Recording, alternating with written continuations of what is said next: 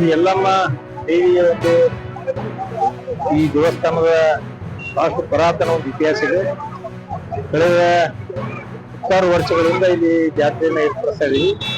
ಇವತ್ತು ವಾರ್ಷಿಕೋತ್ಸವ ಒಂದು 8ನೇ ವಾರ್ಷಿಕೋತ್ಸವ ಇವತ್ತು ನಡೀತಾ ಇದೆ.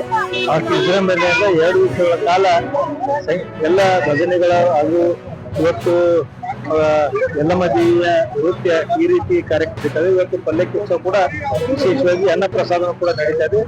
ಎಲ್ಲಮ್ಮ ದೇವಿಯ ಒಂದು ಭಕ್ತರು ಸಾವಿರಾರು ಸಂಖ್ಯೆಯಲ್ಲಿ ಆಗಮಿಸಿ ದರ್ಶನ ಪಡೆದು ಪ್ರಸಾದವನ್ನು ಸ್ವೀಕಾರ ಮಾಡ್ತಾರೆ.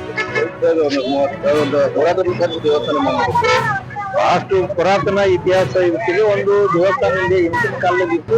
ಅದು ಒಂದು ಯಾವುದೋ ರೂಪದಲ್ಲಿ ಆ ಸ್ಥಳ ಇದು ಬೇರೆಯವರು ಹಸ್ತಾಂತರ ಆಗಿತ್ತು. ಮತ್ತೆ ನಾವೆಲ್ಲರೂ ಇಲ್ಲಿ ಭಕ್ತರು ನಾನು ಎಲ್ಲ ಸೇರ್ಕೊಂಡು ಹೋರಾಟ ಮುಖಾಂತರ ಕೆಲವನ್ನ ವಾಪಸ್ ನಮ್ಗೆ ದೇವಸ್ಥಾನ ತೆಗೆದುಕೊಂಡು ಜೀರ್ಣೋದ್ಧಾರ ಮಾಡಿ ಹೊಸ ದೇವಸ್ಥಾನ ನಿರ್ಮಾಣ ಮಾಡಿ ಅದನ್ನ ಇವತ್ತು ಪರಂಪರೆಯನ್ನ ಮುಂದುವರಿಸ್ತಾ ಇದೆ.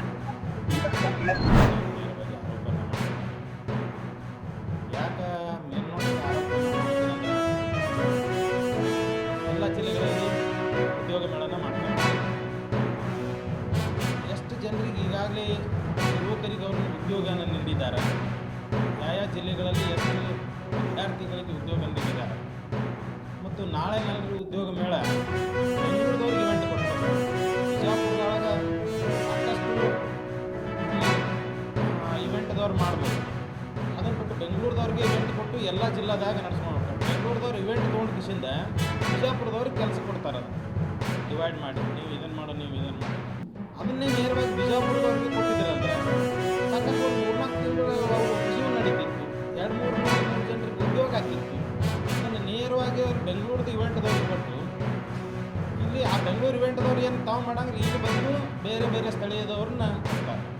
ಎಣ್ಣೆ ಎಲ್ಲ ಅವ್ರು ತೊಗೊಂಡು ಇಲ್ಲಿ ಏನದಲ್ಲ ಕೆಳಗಿನ ವರ್ಕ್ ಮಾಡ್ತಾರೆ. ಅದಕ್ಕಾಗಿ ಮೊನ್ನೆ ಈ ನಿಗಮದ ಅಧ್ಯಕ್ಷರಿಗೆ ನಾನು ತಿಳಿಸ್ತೀನಿ, ಈ ಹಿಂದೆ ಸಾಕಷ್ಟು ITI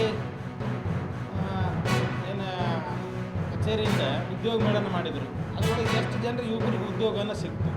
ಈಗ ನೀವು ದೊಡ್ಡ ದೊಡ್ಡ ಬ್ಯಾನರ್ಗಳನ್ನು ಹಾಕಿದ್ದೀರಿ, ಪ್ರವೇಶ ಉಚಿತ, ಉದ್ಯೋಗ ಖಚಿತ. ನಾಳೆ ನೀವು ಎಷ್ಟು ಸಾವಿರ ಜನರಿಗೆ ಉದ್ಯೋಗವನ್ನು ಕೊಡ್ತೀರ ಅಂತೇಳಿ ನೀವು ಬಹಿರಂಗಪಡಿಸ್ಬೇಕು. ಆ ನಿಟ್ಟಿನಲ್ಲಿ ಏನು ದೊಡ್ಡ ದೊಡ್ಡ ಕಂಪ್ನಿಯವ್ರು ಅದಾರಲ್ಲ, ನಾಳೆ ಯುವಕರಿಗೆ ಯುವತಿಯರಿಗೆ ನಾಳೆ ಸಾಕಷ್ಟು ಬರೀ ಕಾಗದೊಳಗೆ ಅವರು ಇದು ಮಾಡ್ಕೊಂಡ್ಬಿಡ್ತಾರೆ. ಇಷ್ಟು ನಿಮಗೆ ನೌಕರಿ ಕೊಟ್ಟು ನಿಮಗೆ ಬಟ್ ಅವ್ರದ್ದು ಅವರ ಸಂಭಾವನೆ ಏಟಿರ್ತದೆ. 10-15 ಬೆಂಗಳೂರು ಚೆನ್ನೈನಂತಲ್ಲಿ ತುಮಕೂರು ಅಲ್ಲಿ ನಮ್ಮ ಯುವಕರು ಹೋಗಿ ಆ 15-20 ಸಾವಿರ ಒಳಗೆ ಅವ್ರು ಏನು ದುಡಿಬೇಕು, ಇಲ್ಲಿ ತನ್ನ ತಂದೆ ತಾಯಿಗಳಿಗೆ ಅವ್ರು ಏನು ಉದ್ಯೋಗ ನಡೆಸಬೇಕು ಎಂಬುದು ಬಹಳ ಯಕ್ಷ ಪ್ರಶ್ನೆ ಆಗ್ಯದ. ಆ ನಿಟ್ಟಿನಲ್ಲಿ ನಿಗಮದ ಅಧ್ಯಕ್ಷರು ಇದನ್ನು ನಾಳೆ ಎಷ್ಟು ಸಾವಿರ ಉದ್ಯೋಗ ಆಕಾಂಕ್ಷಿಗಳಿಗೆ ಉದ್ಯೋಗವನ್ನು ಖಾಯಂ ಉದ್ಯೋಗನ ನೀಡ್ತೀರೆಂಬುದು ನಾಳೆ ಅವರು ದಯವಿಟ್ಟು ತಾವು ಬಹಿರಂಗಪಡಿಸ್ಬೇಕಂತ ಹೇಳಿ ಈ ಮೂಲಕ ನಾನು ಆಗ್ರಹ ಮಾಡ್ತೀನಿ. ಇನ್ನು ಮುಂದಾದ